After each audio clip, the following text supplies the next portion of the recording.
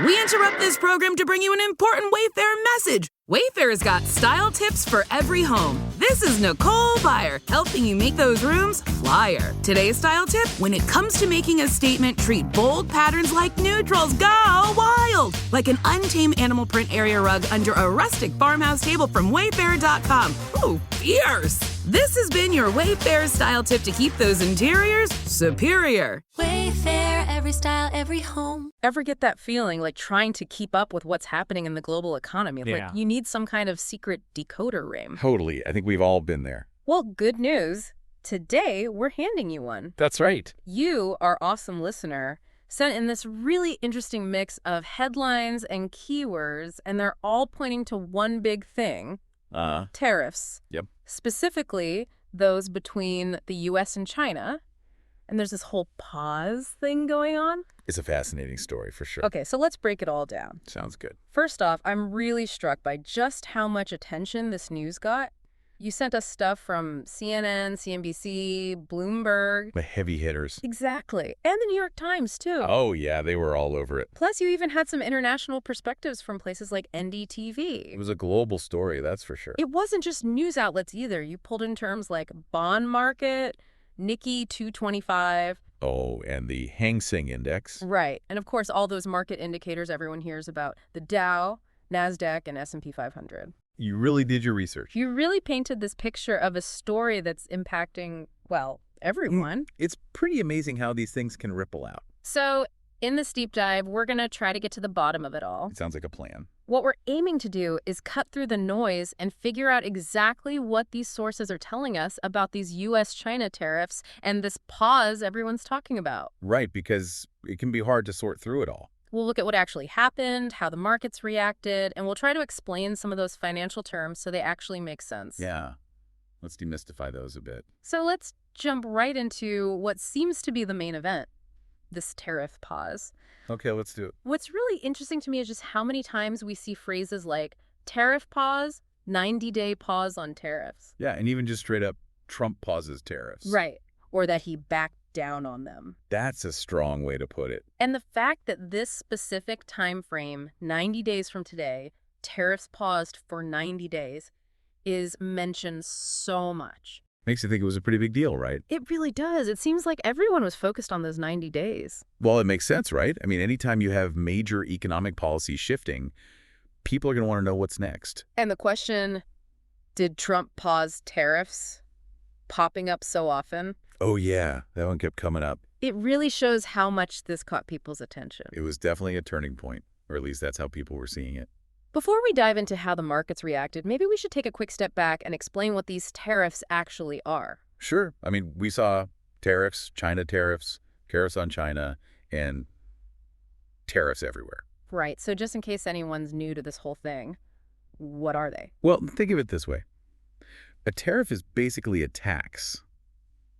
Okay. But it's a tax that a government puts on things coming into their country from somewhere else. Oh, So, like, if a country puts a tariff on imported cars... those cars become more expensive. Exactly. And the idea is that this might encourage people to buy cars that are made in their own country. So it's kind of a way to protect domestic industries. Yeah, that's one of the big reasons governments use them. Interesting. So they can be used as a tool to influence trade. Oh, absolutely. They're a lever in international trade talks. So with all this talk of a tariff pause, I bet investors were watching things very closely. Oh, you better believe it. We saw tons of mentions of stock market today, markets today, even stock market live. They were glued to their screens, that's for sure. It sounds like the financial world was reacting in real time. Oh, yeah, they were hanging on every word. What I found really interesting was how many questions we saw, like, why is the stock market up today, and why are stocks up today? That's a good point. It seems like this news about the tariff pause was seen as good news. Yeah, investors generally like it when trade tensions ease up. Less uncertainty, right. Exactly. Makes them feel a bit more confident. And it wasn't just a general feeling that the market was going up, was it? Nope, not at all. We saw so much focus on specific indices like the Dow. Oh, yeah, the Dow Jones today. All those Dow Jones Industrial Average mentions, the DJIA. And a lot of talk about futures Dow Futures Now, Dow Futures Today, Dow Futures Live, all that. Oh, yeah. Futures are a big deal. So why all the attention on the Dow Jones specifically? Is it really that important? Well, the Dow Jones Industrial Average, Yeah. it only tracks 30 companies, but But it's one of the oldest, right? exactly. And those are big, well-established U.S. companies. So it's kind of seen as a snapshot of the overall market. Yeah, it's like a barometer. Makes sense. And those futures you mentioned, those are basically contracts. Okay. Contracts for what? Well, investors use them to bet on where the market's going. So it's like they're trying to predict the future, Kinda, yeah. and people watch them to see what might happen before the market even opens. Exactly. They're an early indicator of what investors are thinking. Okay, that's cool. Now, we also saw a lot of mentions of the NASDAQ and the S&P 500. Yep. Or, all the variations. Yeah. S&P 500, S&P 500, S&P 500. It's B500, just S&P, yeah. What were they signaling in all of this? So the NASDAQ, it tends to focus on tech and growth companies. How? So it's often a good gauge of how investors feel about those sectors. Interesting. And the S&P 500, it tracks 500 of the biggest publicly traded U.S. companies. So it's a broader view of the U.S. market. Exactly. And we saw all three of these, the Dow, NASDAQ, and S&P 500, mentioned so often, along with those questions about why the market was up. Right. All pointing in the same direction. Makes you think this tariff pause had a pretty widespread positive impact. Oh, it definitely seems that way. And you were right about those futures. We saw stock futures today, stock futures, Dow Jones futures, CNBC futures, future stocks. And U.S. stock futures and futures market now. Investors were definitely paying attention. It's funny, we even saw a mention of the bond market today and the US bond market. That's an interesting one. How does the bond market fit into all of this? Well, the bond market and the stock market, they often move in opposite directions. How so? When investors are feeling a bit nervous or unsure. They play it safe. Exactly. They put their money in bonds, which are seen as more stable. Interesting. That can push bond prices up and their yields down. So the fact that we're seeing the bond market mentioned alongside all the stock market activity, It might mean investors were reassessing their risk tolerance because of this news. they were trying to figure out what it all meant. Exactly. It's cool that we weren't just focused on the U.S. markets. We saw the Nikkei 225 and the Hang Seng Index pop up too. Those are big ones. Those are for Japan and Hong Kong, right? You got it. So the Nikkei 225 is like the main indicator for the Tokyo Stock Exchange. Yep. And the Hang Seng Index tracks the big companies in Hong Kong. That's right. The fact that they're mentioned in your list, it shows that those global markets were watching this whole U.S.-China tariff situation too. Oh, absolutely. The global economy is interconnected. So when something big happens between two major players, like the U.S. and China, The rest of the world pays attention. it's like everyone's holding their breath to see what happens next. Pretty much. Okay, let's zoom out a bit and look at the big picture. Sounds good. I think it's pretty obvious from all those terms like China tariffs, tariffs, China tariffs on us, Trump tariffs, China. China response to Trump tariffs, yes. The main focus here was the trade relationship between the United States and China. Right. That was the heart of it all. Because when those two giants start messing with tariffs, It can shake things up globally. big time.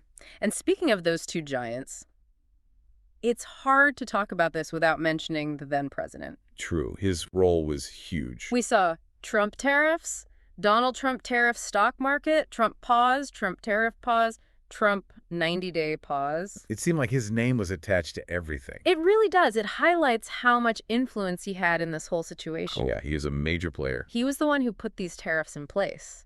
And then, at least for those 90 days, he was the one hitting the pause button. It was definitely his call. And we even saw mentions of the China stock market and China stock market today, which tells me this pause probably affected their financial markets too. Oh, for sure. Anything that suggests less trade tension between the U.S. and China, it's usually good news for both their markets. Makes sense. What's also really interesting is how many different news sources were covering this. You had everything from CNN and CNBC, The usual suspects. right, to the New York Times, Axios, Bloomberg News, They were all over it. even the Daily Mail and USA Today. Wow, that's a wide range. And NDTV, bringing in that international perspective. People were hungry for information. Okay, now let's dig into some of the more specific details that came up. Let's do it. There was one mention of 104 tariffs on China. Any idea what that was about? That's a tough one, without more context. Yeah, Tariff rates between the U.S. and China, they were all over the place. right. different rates for different things. Exactly. It could have been referring to a very specific category of goods, or maybe it was about a particular point in the negotiations. Hard to say for sure. It's doubtful it was a blanket rate for everything coming in from China, though. Okay. We also saw the phrase, Trump backs down on tariffs. Yeah, that one stood out. The way it's worded, it makes it sound like he had been really firm on those tariffs before. And then suddenly changed his mind. Exactly. Like a pretty big shift in his approach. Well, remember, those tariffs were a big part of his trade strategy with China. Right. So saying he backed down does make it seem like he was moving away from that, at least temporarily. And then there was yippee. Yeah, just yippee. Any thoughts? Honestly, that one's a head-scratcher. Right. No clue what that could be about in this context. A random reaction, maybe? Maybe. Or a ticker symbol we've never heard of. Who knows? Sometimes you get those weird outliers in the data. It happens. We also noticed Boeing stock in the mix. Ah, Boeing. Why would their stock be particularly sensitive to all this U.S.-China trade stuff? Boeing is a huge exporter, and China is a massive market for them. Oh, right. They sell a lot of airplanes there. Exactly. So when trade relations get rocky and tariffs come into play, It can mess with their sales. big time, and potentially disrupt their supply chains too. So any news about U.S.-China trade could make their stock price jump up or down. Makes sense. And last but not least, we saw Art of the Deal. Ah, yes. That's so connected to the former president. Do you think it tells us anything about why this pause happened? It's an interesting point. The art of the deal, it usually implies a very strategic way of negotiating. Like a chess game. Right. Making concessions or pauses could be tactical moves in a bigger negotiation. So maybe some people saw this tariff pause as part of a larger plan. Possibly. Not a final solution, but a way to keep those trade talks going. Okay, so we've talked about a lot. We have. And it's clear that your sources are all saying that this pause in tariffs did happen. No doubt about that. And the market seemed to like it. They did. But what's not so clear from these sources is the why. That's true. We saw those questions. Why did Trump pause tariffs? Why Trump paused tariffs? But no real answers. Right. Your keywords tell us the what. The pause happened. The markets reacted. But the reasons behind it, those are still a bit of a mystery. It's a good reminder that sometimes we need to go beyond the headlines to understand the full story. Exactly, dig a little deeper. And speaking of missing information, Yeah. we know it was a 90-day pause, Right. but these sources don't really tell us what happened after that. That's a big question mark. What happened after those 90 days? Did the tariffs come back? Did they reach a new trade agreement? Or did something completely different happen? It's like the story just cuts off. It leaves you wanting more. So for you, our listener, here's the takeaway. You gave us some amazing sources, and they show a ton of news and market activity focused on this 90-day pause on U.S. tariffs on goods from China. It was a big deal. And it looks like this news pushed the stock market up, at least in the short term. The Dow, NASDAQ, S&P 500, they all seem to respond positively. We also saw that this wasn't just a U.S. story. Global markets were watching too. The whole world was holding its breath. But it's important to remember that this deep dive is based on what you sent us. We've just scratched the surface. We've identified the main event, how the markets reacted, and we explained some of the financial jargon. Hopefully that was helpful. But as we've seen, there are still some unanswered questions. Like why the pause happened in the first place and what the long-term consequences were. So here's a final thought for you to ponder. Knowing what we know now, what do you think happened next in this whole U.S.-China trade saga? How do you think things played out after those 90 days? And what impact do you think it had on the global economy? It's a fascinating puzzle to try and piece together. Hopefully this deep dive helped make sense of this complex event and how the markets reacted. Thanks for joining us. Thanks for listening.